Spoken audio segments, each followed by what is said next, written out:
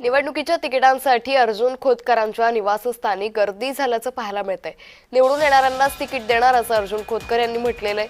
तर जालना जिल्हा परिषदेवर महायुतीचा झेंडा फडकेल अर्जुन खोतकरांनी हा विश्वास व्यक्त केलाय। जालन्यात अर्जुन खोतकरांच्या निवासस्थानी निवडणुकीच्या तिकिटांसाठी इच्छुकांनी गर्दी केली आहे। स्थानिक स्वराज्य संस्थांच्या निवडणुकांचं बिगुल वाजल्यानंतर गावखेड्यातील कार्यकर्ता जिल्हा परिषद पंचायत समितींच्या तिकिटांसाठी नेत्यांकडे गर्दी करू लागल्याचं पाहायला मिळतंय। अर्थात ही निवडणूक कार्यकर्त्याची असल्यामुळं कार्यकर्ते भेटतील, आपली बाजू मांडतील, सांगतील। आम्ही तेच सांगतो कार्यकर्त्यांना किंवा निवडून येणारा कार्यकर्ता, निष्ठावंत कार्यकर्ता आणि गावातल्या लोकांनी सांगितलेला कार्यकर्ता याची निवड आम्ही या ठिकाणी करू। अशा प्रकारची निश्चितपणे चर्चा येणाऱ्या लोकांशी आम्ही या ठिकाणी करतो। अर्थात शिवसेना पूर्णतः बाजू भरभक्कमपणे या ठिकाणी शिवसेनेची बाजू आहे, त्यामुळे विजय आमचा होईल।